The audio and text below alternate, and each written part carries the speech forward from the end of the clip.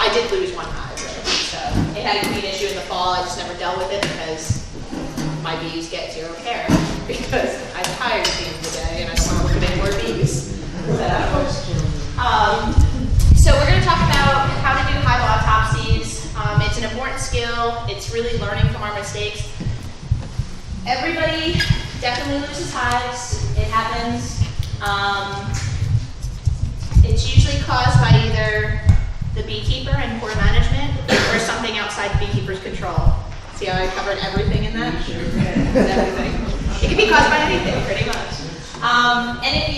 But the big key is to learn from it. So if it is something that happened, making sure that you figured out why so you don't repeat it. I've had several beekeepers. I had a beekeeper who called me after, this was a 7th year beekeeping, this is when I first started, and said, I've never overwintered a hive successfully. And I was like, wow, and you're just calling somebody now?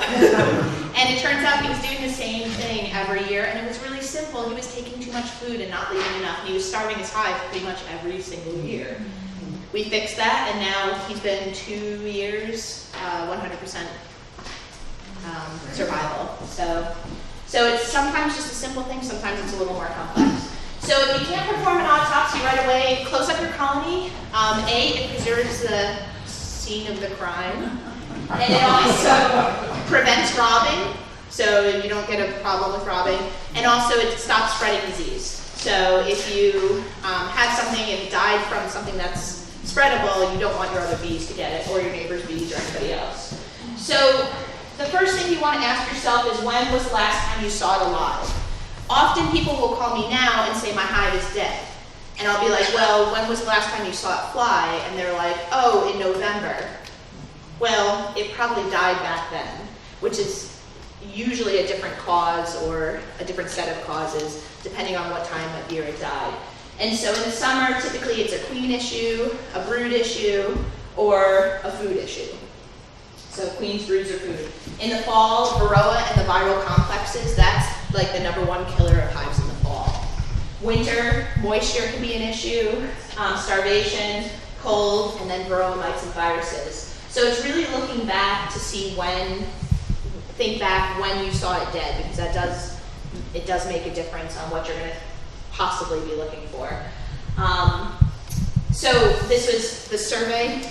This is my plug. Any of you who have not filled out the online survey yet, please do so. I use that data to come up with loss counts and stuff like that, and reasons. Pretty much it guides me on what I need to focus on as far as what my education outreach goes and where I need to focus my efforts. So please fill that out. I would love it. And this is what the beekeepers reported for last year, 2017-18. And you can see here, viruses and varroa mites, they make up a pretty substantial portion of our losses. And I suspect both of these unknowns are probably also varroa mites, because usually when I get a phone call, that's what it is. And then week going into the winter, I would be surprised if that also wasn't varroa mites. Some of it may be a weak hive, like the one that I had that was queenless and not really doing anything, and I probably should have combined it. That one was weak going into the winter, not varroa mites, it was a queen issue. But when I do my autopsies, because it's one of the things that I do for beekeepers that have a dead hive, I go out and look at them and I keep track of what I see on any given year. And pretty much about 25% of it is queen, starvation, poor winter. And poor winter not as in a cold winter, but in big fluctuations in temperature. So we're 40 degrees, and then we're in the minuses 8 hours later. Bees they break cluster, and then they can't get back together, and they end up freezing to death in little tiny clusters around the hive. So this is really cold snaps. If we stay nice and cold, but not too cold, because then the bees can still move, or we have a couple fly days here and there, that's great, but it's these really, really drastic changes that they can't handle. 70% of the autopsies that I do are varroa mites and viruses. 70%, so that's a lot. And then the last thing, 5%, is everything else. All those other scary things that people worry about a lot is really actually very minimal when it comes to what's killing our hives right now. So that 43% you had up there seems really high. Is it right up there at the top? 25%? No, the next slide. Oh, this one. Losses 2018. Yes, 43% losses. Is that like comparable to other states or? Yes, right now, and so this is what the beekeepers reported. So of course, it's only people who actually filled out the survey that I'm hearing from. Amazingly, in northern Maine, people hate doing it, so please do it. I have poor representation from like north of Augusta usually. It's even Bangor. They even don't do it. It's amazing. But it is really useful. But yeah, 43%. We're about the same as what they see in Massachusetts. So we're very comparable. The year before it was 50%, 50.6%.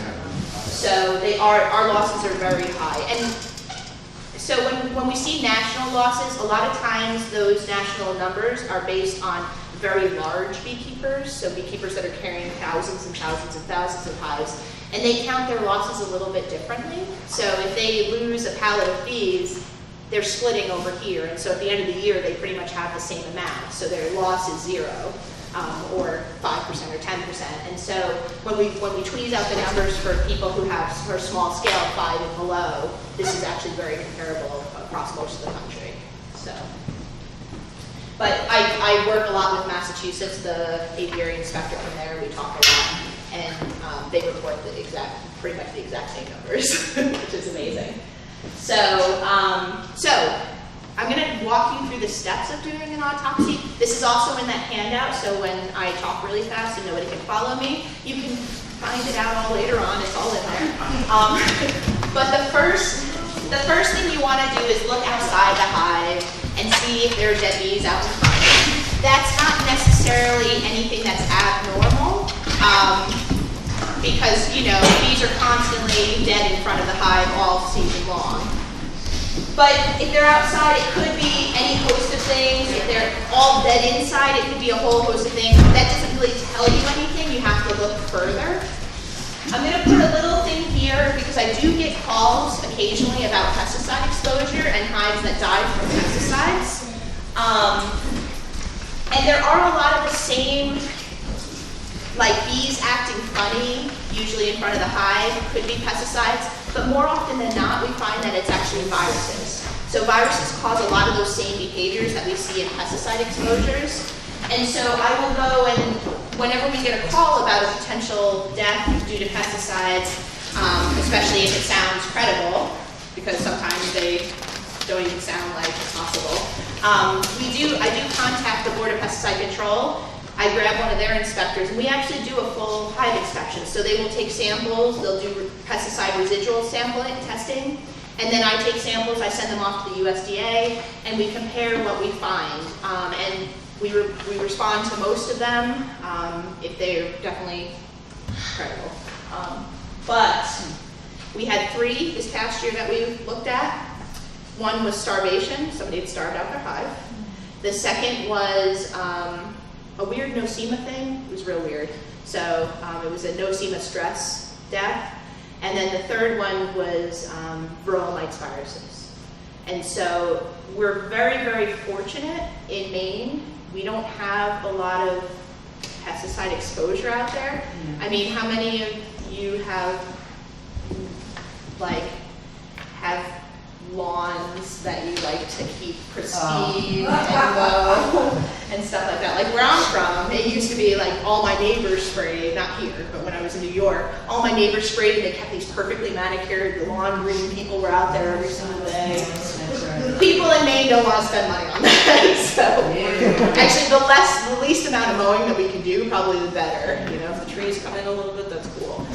So we're really fortunate. It's not like places in the Midwest where it's really difficult to keep bees because they do have so much exposure to different things. So we're very fortunate in Maine. But well, I was going to say the town flower around here is the dandelion. yes, exactly. But definitely if you see something weird, give me a call. But more often than not, it's not actually. We have done testing of pollen that the bees are bringing in, and like the levels that we see of pesticides in them. This was done by the University of Maine, were so low except for one set of hives, which was a weird anomaly, and it was high in fungicides, which bees don't. It's not really a thing, so it's not like an insecticide. So we're so fortunate. I'm so happy that I live in Maine. We're very frugal. We don't spend money on stuff we don't need to. Well, I bought their house and they had signed up for the no sprays. Yep, the registry, yeah. Yeah, and that's definitely something you can do, that if anybody is going to do. But the roadside spray is an defoliant, right? Yes, it's a defoliant, which is less impactful for bees. Okay. So less impactful. So things like even weed killers and fungicides, those are going to impact bees less. And then even if somebody is spraying insecticides in their yard, most of the time if there's no flowers there, the bees don't care. They're flying over to your next neighbor that has all the dandelions. That's where they're going. So you want to check and see about honey in the hive. Is there honey and pollen? Inadequate stores can mean starvation. I have seen hives starve in the summer. It happens, especially if you make a split and aren't feeding and just relying on natural forage, they can starve. So you want to look through and see if there's any other possible causes. You want to see nice amounts of honey. Here, this is a live hive. This is a dead. You can see there's no food anywhere on this. It looks like there's food, but it's actually just the wall that it's on. It's actually all empty. Was there a queen? Was she healthy? This is one of the things that helps if you take notes on your hives, even if it's just in a notebook where you say like 713 saw queen. Because then you, in hive 1, because then you can go back, and if you look back and you're like, oh, I have never seen a queen in this hive for 6 months, that might alert you to that could have been a problem. You want to look through, of course, because it's easy to look through dead bees and find a queen. It's about just as easy as finding them when they're still alive. It's nearly impossible, but if you see the queen, then you know she existed. No eggs or brood, lots of drones. If you have a pattern that looks like this, lots of drones, that could be a queen issue. Lots of queen cups or cells. One more clicker, there we go. So a pattern like this, you know, this is a drone layer right here. These, this. Lots of queen cells in the middle. This is just, ugh. I don't have to say any more about that one. Does the brood look healthy? Is it discolored, melted? Does it smell? Spotty brood pattern, something like this, is normal in a failing hive.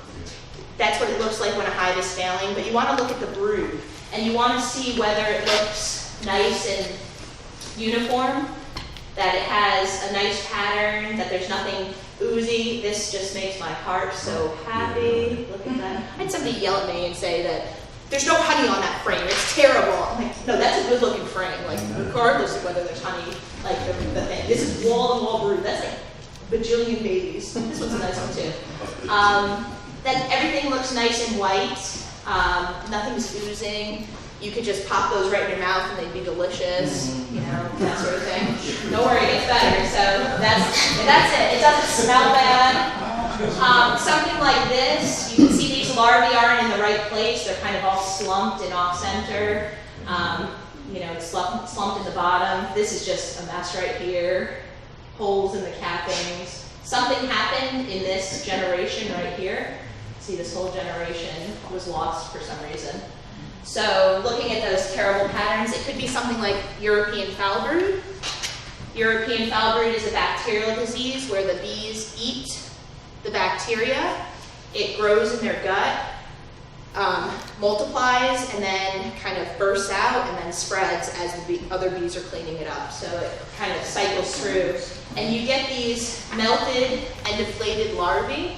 You see how they're kind of not in the right position. They're kind of yellowish, orangey, yucky color. If you take the toothpick and you kind of swirl it in there and pull it out, it doesn't rope, it's more of like a loogie. Like, you know, that. Don't worry, it gets much better. I got money for you. So it's like the and see, I've been told that I have the humor of a 16-year-old boy, so don't worry, it gets even better. And you may find scales, they're rubbery and brown. This here is a stress disease. Usually if you're seeing European foul brood in your hive, something else is stressing it out. So it usually, you know, you'll get a little spots here and there, just 1 or 2 cells, but it doesn't get out of control until there's some other stress. Usually it's food. So most of the time by feeding a hive, if you start seeing the early signs of this before before it collapses, giving them a nice protein patty, a pollen substitute, and sugar syrup will help. Giving them food helps. Chalk brood, could be chalk brood if you're not seeing, everybody, who's had chalk brood up here? Good, good, good, excellent. Chalk brood, this is pretty much what it looks like. It's little gray white mummies. They're hard. I'm gonna pull every single one out before I find the one that I want. Yep, very last one. Here's one. That's the bad one. Oh, here we go. So chalk brood, you can hear it. They're like, something start here.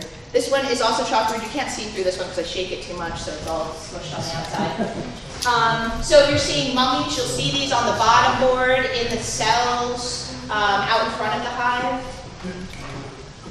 If you do the toothpick test and swirl it around and pull it out, it strings, kind of like a snot that doesn't give up.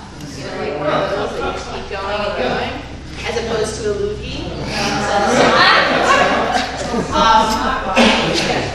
Yeah, so one that doesn't keep going, if it does that, you might have American foul brood. So American foul brood is, we have a kind of a zero tolerance policy for it in the state of Maine.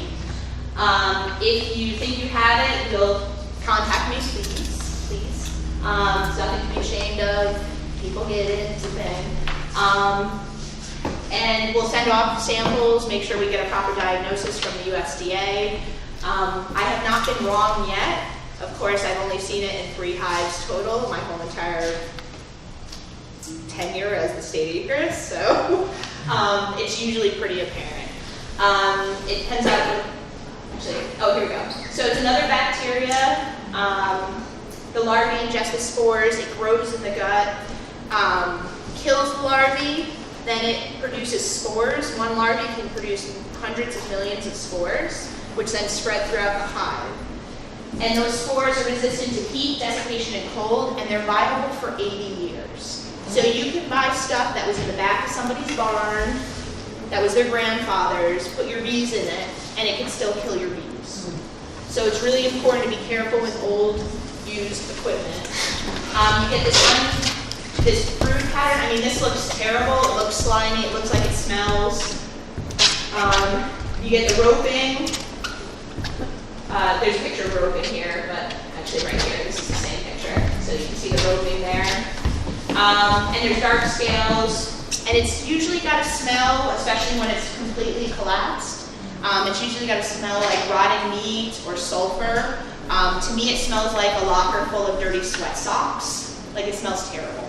So if you have that, definitely give me a call. What we do with it is we actually depopulate the hive, which is a nice way to say exterminate it, and then we burn the equipment. Because the spores, there's no other way to get rid of them, and it's just not safe. Like I said, it's very unusual in the state of Maine. I get lots of calls about it. I inspect those hives, and almost always it's varroa mites and viruses, because that's what it is. We've had 3 cases in the last 2 years, one as far north as you can possibly get, up on the Canadian border. One hive out of an apiary of 20 tested positive. It was caught very, very early. And then the year before, we had 2 hives in an abandoned apiary in Bodenham. So somebody had set up an apiary 10 years ago, 15 years ago, forgot about it, everything died, and these boxes were all half decomposed into the woods. New beekeeper called me and said, hey, I have these hives next door. You said that if you have any abandoned hives, let me know, because we're always trying to root out that old equipment laying in the woods or in barns or any of that stuff. And I have a burn pit that I can, not at my house, I have a burn pit someplace else that I can take everything to and dispose of it. I went and looked at it, and there was old scale. And so I got it tested positive, we burned everything. It was so it's not super common. So, what's the incident of the American foul brood if you don't have old equipment around? I mean, it's usually so. It's not It goes back and forth. So the way that it spreads is as the hive that has it, so if somebody puts stuff in old equipment and is not paying attention, and it starts dying, other bees from around will come and rob out the honey and then bring it to your hive. And so that's how it So spreads. other than old equipment, it doesn't just live out in the, okay. No. So usually there's a hot spot. Yeah. Tony, so my predecessor, Tony Jadzak, for those of you who got to meet him, he was amazing. He was like a bird dog on a bird when it came to American foul brood. If there was a pop-up somewhere, he's like, I will find this source material. He would like obsess about it. And he would start doing concentric circles, just like a bird dog, concentric circles. And he'd be like, there's a barn back there, I bet you it's back there. And he'd be good at convincing a homeowner, like, can I look in your barn? And he'd find it. So we used to have a lot of hot spots around the state that would keep flaring up. But he got rid of a lot of them. He was, he was really good about it. About 15 years ago, I had American foul brood, and I got it from meat that I bought from yes, the state. That's why there's a risk when you bring brood into your apiary. Yes. And I suspected it, and Tony came up and we checked it, and I burned a lot of equipment. Yeah, and that's the other way, is careful with if meat. you buy infected stuff. So we try to be pretty good about inspecting. I've been spreading the word about if you're selling stuff, you should get it inspected.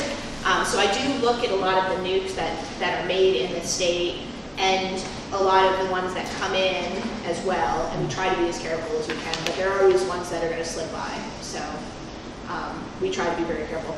We also get reports every year from the USDA of where they're finding high incidences of American foul brood. And I make double, triple, quadruple certain that if they're coming from certain states, that I put my eyeballs on them, because I know those states are hot spots for it. Most of New England is very good as a whole, but you don't have to go very far to have some issues. So, yeah, we try. But yeah, so that's the other way, is if you bring stuff in that gets past inspection. So when you remove bees from the cells or their mites in the brood cells, this could be varroa. You can see the mites right in there, mites coming off the dead bees. That would be late summer, typically we see that, unless you carried over a mite problem through the winter, and then it might collapse in the spring. Fall deaths, again, you want to look for food. You can starve the hive out then. Is there jagged? So you had honey, and then you come back 2 days later, and all of a sudden there's no honey. And there's all these jagged cappings. There, you may see some wasps dead in the bottom of the hive, or a lot of dead bees. That could be robbing. So if the eggs, so this is what a normal, I don't know why, oh, I know why. So this is what it normally looks like when bees clean out cells from honey. So it's nice and neat. If they get robbed out, they get all jagged. So they don't take care of other hives the same way they would their own. So if wasps are doing this yellow jackets, it'll be really ragged. You can see that here again too. So the colony had a queen, same queen questions that you had before. But this really is the problem that we have mostly in the fall, this is the biggest problem we have, the varroa mites. I'm sure you all have seen them, but I'm going to pass them around again because you can never look at varroa mites enough. I feel like I preach the holy gospel of the varroa mite. That's like most of what I do. So varroa destructor, this came in the 80s. From Southeast Asia. It jumped off another species of honeybees onto ours, and ours have no immune system towards them or any immune response. And it feeds off the fluids, the body fluids of pupal, larval, and adult bees. So it feeds on all the different stages of bees, and it's one of the largest ectoparasite to host relationships. So it's very large compared to what it feeds on. The equivalent for a normal-sized human being would be about a 5-pound cat attached to them. So you would have a 5-pound cat. And these mites, you can get 4, 5, 6 of them. So imagine walking around with 30 pounds of cats eating your guts. That might not be great. So they have 2 phases. They have a phoretic phase and a reproductive phase. Phoretic is fancy word for moving around. And that's when they're on your adult bees. So that's when they're phoretic. And what happens is the mites pass from one another as the bees come in contact with each other. So if two bees are visiting the same flower, one has a mite, one doesn't, the mites will just walk right over to the other bee, and that bee now has mites. They can move to uninfested colonies by bee drift. You could have a nice clean colony, but bees are very social, and especially if you have several hives on the property, those bees on a good forage day will be out really, they come back all heavy, and wherever they land, that's their new home. And the bees will let them in. So if you show up in a beehive as a bee that doesn't normally live there with food, they'll let you in. It's the same in my house, just so everybody knows. If you show up with pineapple cake, I will invite you in every single time, even if I don't know you. You can come with a Jason mask and a knife, and I'll be like, oh, you brought a knife to cut it, come on in. You know, so they're very much the same way. They will let anybody who has food in. And the mites are really feeding here on the underside of the bee, so they're tucked into these abdominal segments. You'll see lots of pictures like this on the interwebs. This is very unusual. That's a mite that's looking for someplace else to go. So this is about 5%. So if you're seeing a lot of mites on the back of your bees, you have a serious, serious problem. Most of them are feeding here. So if you're not rolling them over, tickling their bellies, looking at them, you're not seeing them. And what they're doing is they're actually feeding on the fat bodies of the bees. So bees hold their fat bodies the same place we do. And unlike us, their fat bodies are really important. We tell ourselves our fat bodies are important. They get us through the winter, and if the zombie apocalypse comes, we're gonna last longer because we have these fat reserves. We tell ourselves that, but really they're not important. But for bees, fat bodies are very important. They serve as the kidneys. So if the bees eat something that's toxic, the fat bodies help break it down to things that are not toxic. It also serves as their immune system. So if they get an infection, their fat bodies help neutralize that infection. They also can use them in times where resources are scarce for extra energy. So they have 9 or 10 different functions, and all of them are really important. And so, like our fat bodies, their fat bodies are thick. And these mites have little tiny mouth parts. So imagine a really thick milkshake and you're trying to suck it up and it doesn't come through the straw. You get angry. You want that thinner. And so mites the same way. What they do is they actually regurgitate. They throw up into our bees. The regurgitant digests their fat bodies and thins them out, and then they slurp it up like the perfect milkshake. So 30 pounds of cats throwing up into our bodies, digesting our vital organs, and then slurping them up like the perfect milkshake. That's what's happening with these stupid bees and their stupid mites. Then on top of it even gets better. So on top of it, those mites have viruses. Those viruses, actually I'm not gonna do this yet. Sorry, we're gonna come back to that. So in their reproductive phase, what they do is they, when they want to start reproducing, the mite will go into a cell that's just about to be capped and hide in the bee food. Once it's capped, it'll produce offspring. It'll have, its first offspring is male. It's unfertilized egg. Then after that, it develops into, or they fertilize the eggs and they become female. So the first one is male, and then everyone after that is female. Right before the bee emerges as an adult, the mites mate. And remember, we can have multiple mites in each cell. So they're mating all around. And when that bee emerges, all those mites are already mated, and they can just start laying right away, or they can go phoretic and hang out on some bees and fly around and see the neighborhood. So they don't produce many. They produce 1 to 2 mites per worker cell, 2 to 3 per drone cell, and that's because the drones actually have a longer development period, so those extra couple days they can squeeze out another one. And these populations can explode. So places where we have a brood break, like here, where 6 months of the year they're not really doing very much, those mites can increase 12-fold throughout the year. So they're pretty much doubling every single month in the hive. In places where they don't get any brood break, they grow 800-fold. if they're able to go all year round, and that's a dead hive regardless of how you look at it. So it's considered one of the biggest problems. They carry and spread viruses, which I'll tell you about a little bit more. If left unchecked, they will kill your hives. Go ahead. Quick question, if you have mites, I mean, I haven't looked at my hive, I lost my hive this year, but do they survive the winter? Do they survive the cold? No, they don't. They die along with the rest of your hive. Okay. So, yeah. I've been hearing lately about checking for mites in the spring. How soon do you have to start checking? When you do your first full inspection, that's usually when you have, when the hive's all open. If they didn't survive through winter. Oh, if they didn't survive through the No, I winter. mean, no, the mites. If they can't. Oh, they will survive. Oh, they will. Oh, Yes, if your hive, okay, yeah, if your hive dies, the mites die with it. Oh. So, yeah.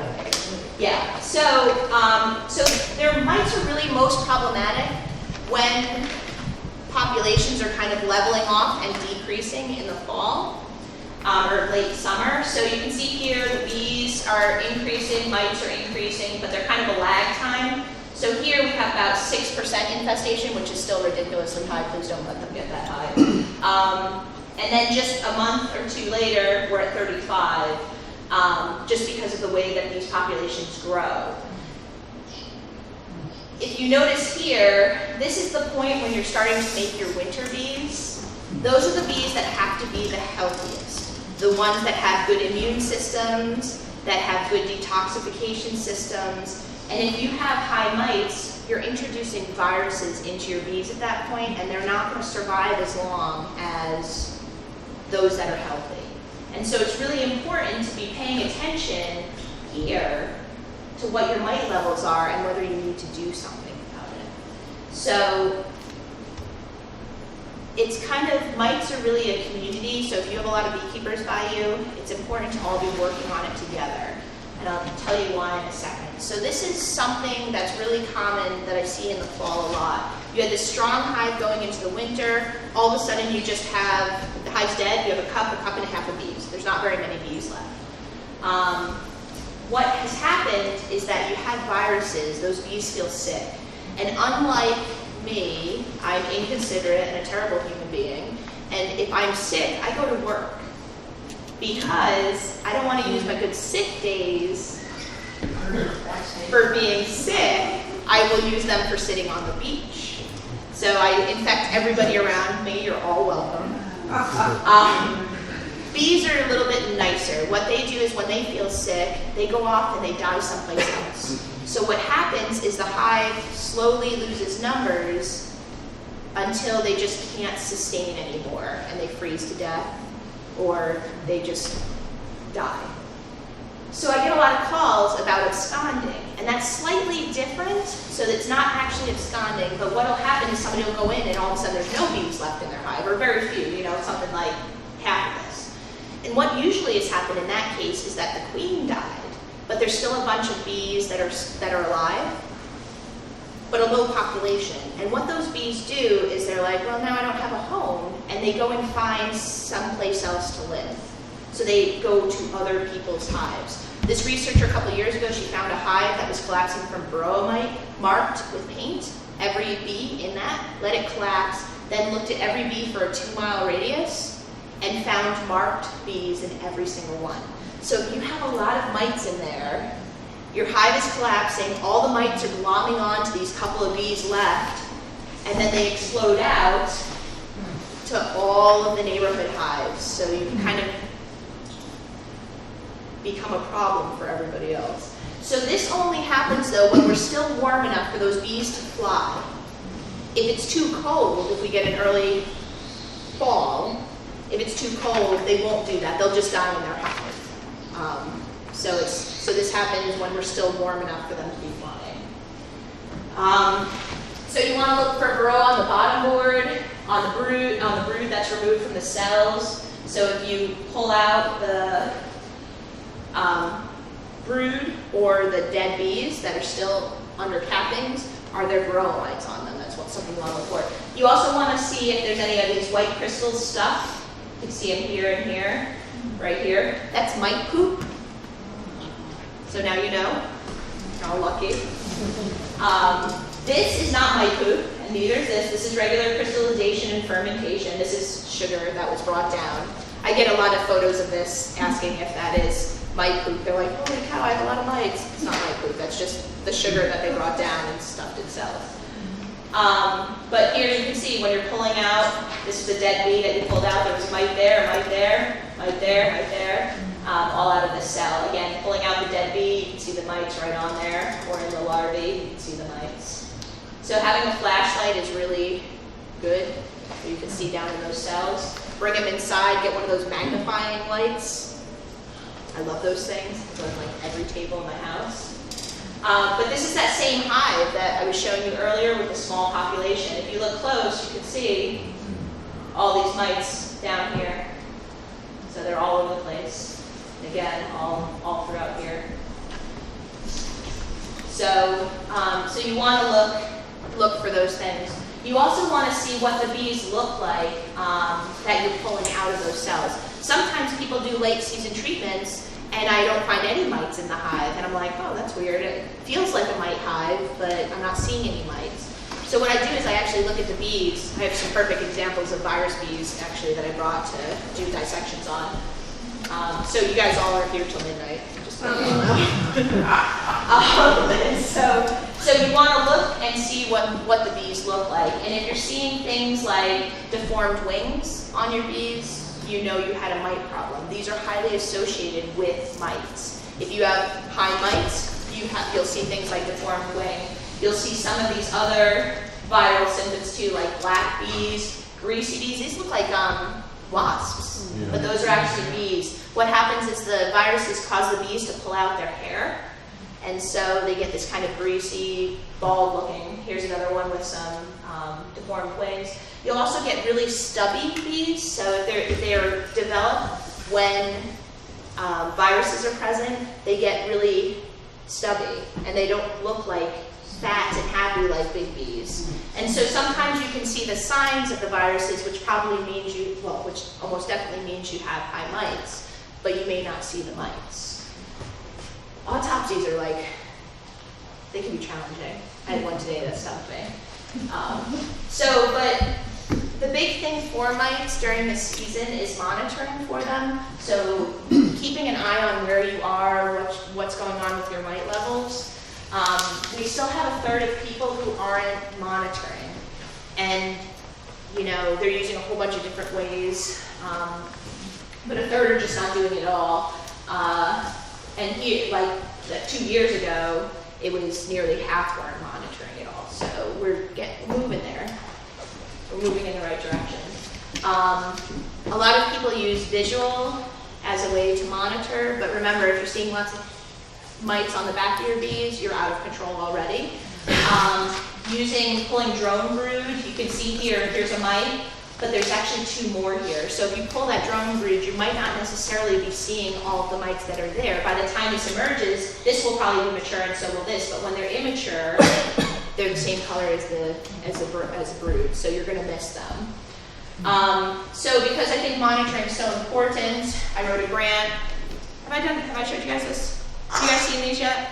Some people have. Some people have. So I wrote a grant with the Massachusetts Apiary Program, and we got money to give everybody mite wash jars. So these are mite wash jars. They're super fancy. It's a canning jar. They have a label that makes them super fancy. The label is actually solvent. It scrapes off after time, but this is fancy because it has a specialized lid. It's got a screen in the lid, number 8 screen, along with the hard lid. And really, these are the best way to keep track of what's going on in your hive. So that's all I got there. So those we can take home free with you today. Great, wonderful. That's it. So the way that these work is that you want to get half a cup of bees from a brood frame. So go through, find your queen, easy peasy, right? Everybody can see her every single time, right? Piece of cake. And you're going to take your queen and put that frame back in your hive, and then take the next brood frame. If you can't find your queen, that's okay. Look really hard on that frame. If there's a lot of bees on that frame, you can only shake off half the bees back into the hive, so you don't have to look through too many. You don't need a lot of bees for this. You only need half a cup of bees. And then what you'll do is you take your frame with your brood and bang it on its side. I think I showed you guys, anybody who was at the open hive last year? Yeah. So you take your frame and you bang it into the wash tub. And then you have regular old rubbing alcohol. Rubbing alcohol, nothing fancy. I mean, you can use expensive vodka if you want. One for you, one for the bees, whatever. And so you're gonna fill up your jar about 3/4 of the way, 2/3 to 3/4 of the way with alcohol. And then do not put your bees in your tub and then put it underneath your armpit. That will not work. So you have your jar with your alcohol, you have your bees in here, and you're just gonna knock them down to the bottom corner. Any of the foragers that you get will fly out right away. Nurse bees are actually really docile, and they'll just kind of hang out in here and mill around. So if you're a little bit slower, it's okay. They will hang out. So you're gonna get your half-cup measuring cup. This is 300 bees, science determined it. Scoop them up, and then they just go in the bath. Easy. It will kill 300 bees. 300 bees do not survive in the alcohol. But I say it's 300 now or 30,000 later. And during the summer, your queen is laying anywhere between 1,000 and 2,000 eggs a day. So they're not going to miss this 300 bees for very long. They will recover from it. Then you shake this up for a full minute. Shake it, shake it, shake it. I sometimes say if there's, shake it like a Polaroid picture, because I'm hip. And then put on your screen lid, so switch out, take out your hard one, and then shake everything. Well, first dump all your live bees back into the hive, and then shake all of this liquid into there. When you think you've gotten all the liquid out, give it a couple more really good shakes. And what you'll be left with in here will look just like that. You'll have the liquid and your mites, and you can count them. You know you have 300 bees, you count 9 mites, say for instance, you have a 3% infestation rate. That's high. You want to keep it below 3. So 9 is your magic number in here. In the spring, you want to be as low as possible. So if you're rolling a 6 or something in the spring, you want to bring those numbers. You want to get a treatment on early because they're just going to double every month throughout the summer. And so you want to start as low as you can in the spring. But in the fall or the late summer, if you hit 9, you should be doing something immediately with that hive. If you roll a 6, you don't want to wait till the next month to do something because the next month is going to be 12. When you hit 15, that's when you start seeing viruses. That's when you start seeing the viral problems. You're talking 6%, not 6 mites. 6 mites. 6 mites. So okay. it's 3%, which is 9, Yep. and you want to stay below that. Okay. So take home free mite jars. There's also, go ahead. In the spring, when you get packages of bees, is it good to do a mite treatment when it's still in the package before you dump it in the hive? You can, so what I tell beekeepers is there's nothing wrong with doing a mite roll right out of the package. You know where your queen is. You're not going to get her by accident. So you take your queen and put her in the hive, and then you can actually just go right in with a half a cup measuring cup and see where you're at. I used to say 5 years ago, packages were coming in and they were virtually no mites. They were great. That's not the case anymore. They're producing a lot of packages, and some dealers are better, or some producers of packages are better than others as far as making sure. And occasionally a package will get through. Last year we had a whole series of packages that rolled very high in mites when they showed up. And so once you hive that, I would say hive it, check your mites, hive it. And if you were high and you need to do something, that's a good time for an oxalic acid treatment because you have no brood, you have no honey that you need to worry about. You can do it real quick. All of your mites are on the outside of the bees, they're all phoretic, and that's the best time for that sort of treatment. So We've done it with a cardboard box, put the package, Yep. shake it, Yep. do 2 or 3 at a time. Yeah, you can do that too. Sometimes they don't need it, so take one and toss them around. So also, This card that's going around is like the Bible of varroa mites. It's the Honeybee Health Coalition's Tools for Varroa Management. Free online document, it's fantastic. It gives you all the information about mites, treatments, all that stuff. And then the little trifold is a cheat sheet for treatments. So it's a quick guide, what's out there, what's available, how it works, things like that. When's a good time to use it, those sort of things. So, we made it to the winter and our hive died. Is the hive seem wet? So this was a hive where the cover of the hive, or the way the hive was situated, it was not tilted forward. So the hot water air, moist air was hitting the center of the lid, condensing and then dripping down on the cluster of bees. So they got wet and froze to death. Sometimes if you have extra moisture, you'll get this fluffy sort of green mold. That's totally safe. It doesn't hurt the bees. It's a decomposition. It's aspergillus if anybody cares. It just decomposes. The bees will clean that up. You can reuse that equipment. Sometimes the moisture is the cause of the death. Other times the moisture is the result of the death. The bees are probably circulating air, and then when you kill them, when they die, they stop circulating, and then moisture can build up. So sometimes it's not always moisture when it appears to always be moisture, if that makes sense. So look for some of the other things like mites and stuff like that. Do you have one big cluster of bees, or are they scattered in different parts? So this was all one hive. This was on one spot, then there was another spot. I think there was 3 or 4 different clusters, little clusters of bees. And that can be that effect where I said where it gets really warm, they spread out, and then we drop temperature really fast, and they just can't get back together, and they kind of get lost and freeze in small clusters. Again, you want to look for starvation. This does not always mean starvation if their heads are in there. That's not always a sign of starvation. But here, if you look here, there's plenty of food right in this portion, but they worked themselves kind of off to the side, and then it got too cold and they couldn't move to where the honey was. So when it's really cold, bees can move up very easily because they can follow the heat. So that's why sometimes they shoot right up into the middle of your hive, up in the top box, and then you like come in and panic because they've only been winter for a month and they're already in the top. They'll reposition themselves if we get a warm up. So they can follow up if it gets really cold. It's harder for them to go side to side if it's cold. Even if there's honey 2 frames over and they're up against this wall, they can starve to death if they can't get over to the other ones. So it would be harder to overwinter in like a long line type? It is to some extent. So with the top bar hives, if you start them on one side, they only can really move one way. So top bar hives are tricky in Maine. A lot of times the ones that we can buy and that we see are very shallow. And there's not a lot of heat to be held in those shallow frames. But we have several beekeepers who modified those and made them deeper. And those work great.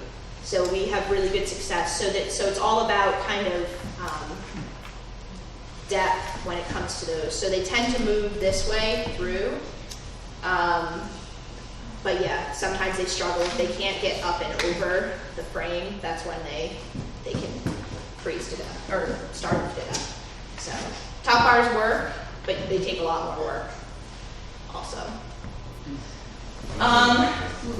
Nosema or dysentery. So nosema and dysentery are different. Dysentery is just like dysentery we get. I don't know if anybody play Oregon Trail? A video game? Yeah, go your whole family pretty much dies every single time from dysentery, like right before you're going to get to the other one. It's the same sort of thing. Dysentery can affect bees as well.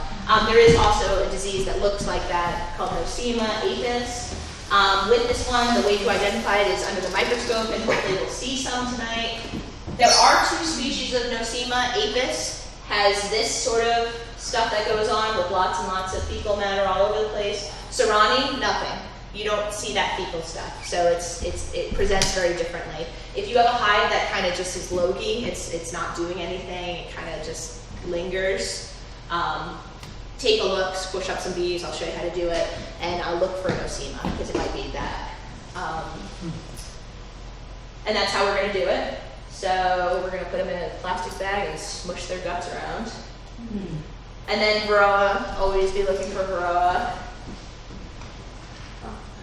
This was a cluster that last year died, and all of these arrows were just mites that you can see right on the top of the cluster. You can't see them very well in this picture because of the background, but you can see there's a mite right there.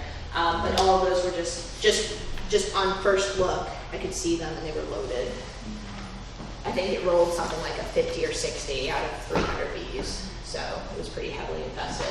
And then finally you want to look and see whether the dead bees are intact or if they're all chewed up. If they're just thoraxes with wings, could be a mouse, could be a shrew. If you see this, that's a mouse. You all know what a mouse nest looks like. We live in Maine. But shrews also can do that, and that tends to be, I find shrews more common north of Augusta. Shrews don't nest in the hives, but they will come and visit and eat your bees. So, shrews, and they're adorable, look at them. And they can fit in smaller things. Shrews, the telltale signs is that your bees are all shredded up, and the good parts are eating the head and the butt, the head and the the head and the abdomen. And their poops are spiral. They're kind of like spirally as opposed to straight. Straight is mice, spirally is shrews. The more you know. So that's pretty much most. What? Yeah, I don't have any samples of those. Actually, so the one that kind of stumped me today, I think, was actually shrews, which are one of the harder ones because the bees are all chewed up, but we could not figure out how it got into this hive. We do have some really tiny shrews though, some like little bees, so I'm thinking it just maybe pushed on the entrance reducer just enough to squeeze in there. So I could have brought y'all poops, but I didn't. So then the question I usually get is, can I reuse? Yes, in all cases except for American foul brood. American foul brood, sorry, you're gonna have to buy new hives. You remove the dead bees, scrape wax, propolis, other debris out. Don't leave that stuff sitting around outside your hive. Put it in a bucket, throw it in your freezer, make a candle out of it later on. You wanna just not leave all of that stuff laying around. Cull and destroy any comb with a lot of dead bee brood or damage. This is your opportunity to get rid of some of those old black frames that I know you all are hanging on to. That's a good opportunity to trade some of those out. It's really good practice. It's more hygienic for the bees. That old black comb tends to, you may not be using pesticides, your neighbors might be using some. And these little micro amounts come in, anything that's fat soluble gets sucked into the wax. And then we use that to raise our baby bees. And so it's good to rotate that out just because we get that accumulation over time. Plus, any pathogens will also accumulate, so get rid of that stuff. And then if you had nosema or dysentery, scrape your woodenware, culling frames with a lot of feces, and you can wipe it down with a bleach solution. So a rag with some bleach solution. Bees seem to love chlorine, so it's fine. I've got some black foundation on some black wax on plastic foundation. So if I scrape that, is that enough, or should I? Yeah, usually. Yeah, that's usually enough. And then recoat it. Yeah. Recoat it with a layer of wax. Yeah. I've always heard that all the bees will clean out, but it's better to get. They will, but if you have a frame that's like really loaded with it, why make them? I usually just rotate take that out, and they will clean it up though. It's the same with if you have a bunch of dead bees and brood stuck in the cells. They'll clean it out, but usually what I do is I try to get as many out as I can. You can take the frame, especially if you use plastic foundation, and whack it on the corner of the table, and a lot of the bees will actually just fall out. You can use a shop vac, just don't use it full power, because it will suck holes in your foundation. So, let's talk a little bit about nosema. So, nosema and tracheal mites, we're going to look at both of them today. Bill, when my want to turn. Oh, go ahead. Sorry, I'm just going to keep going until somebody tells me to stop. Yeah. So when you come across a hive that is ghetto and there's droppings all over the top of the frame, did you say to clean that with leaf on it? You can. Usually you can just scrape it right off, and that's fine. Yeah, yeah. So what you want to do with your dead bees, you can do this with live bees during the season too. Just take the bees, put them in a jar, put them in the freezer, or you can put them in alcohol. And then once they're dead, you just cut off their abdomens, and then you put as many abdomens as you can that you want in a bag, and with as much water. So if you have 10 abdomens, you put 10 milliliters of water. So this is, I don't know, 20 or 15 or something. I measured that beforehand. And so then all you do is you put them in a bag and you squish them all. If you have a rolling pin, that works really well. But otherwise, you just squish, squish, squish, squish, squish. It's the best. I do a lot of weird things. Just out there for you guys. No, that's just the abdomen. Just the abdomens. You can use the whole bees if you really want to. It just adds a lot of debris that I don't like looking at. So, and then you just need to get a slide. You can get slides at like Amazon or whatever, a whole box of them for a couple bucks. And cover slips. I know there's a lot of stuff involved with this. And these are just little glass cover slips, nothing special. I think these cost the same amount, like $1 or $2. And one of these nice little droppers. You're gonna leave one of those microscopes for the club, right? Those I cherish. I use them so much. And so all you're gonna do is suck up your gut liquid and put a drop on there, just one drop. Yeah, see, it's really easy. Everybody needs a microscope. You actually can get them usually online, pretty inexpensive nowadays. You can get them used from on like eBay and stuff. What color? What? What color do you? So I always start at the lowest, which is for this one 4, and then I usually move up from there. So if you wanted to do a really good estimate of your nosema, I wish I had a camera thing so I could project this. If you wanted to do a really good estimate, you would get this thing called an hemocytometer. It counts blood cells or sperm, and they're a little more expensive. They're somewhere around $200 to $300. And so those actually, it has all this little grid on it, and you count how many. You can estimate how many spores per bee you have doing that. This way is kind of more of a rough estimate. So start at the lowest one and then move up. And then say I can't see anything. Oh, excellent. First shot. You guys are lucky. Usually it takes me, I've set up 2 just to, oh, this is really wiggly, sorry.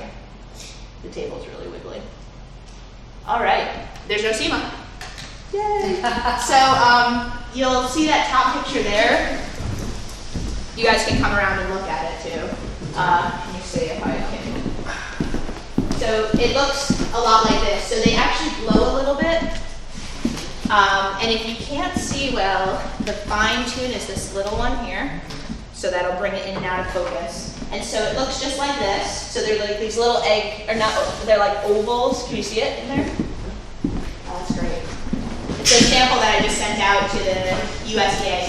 If you don't want to go through the process of doing it, you could. You could send them to me and I will definitely look through them for you. But usually I will also send a double sample to the USDA, Delta Lab. There's a bee lab that we have in the United States. It's fantastic. And what they do is they actually will give you the score count per week when you send them, and it's completely free. I know, right? It's great. And so it's down in Maryland, and they'll also count for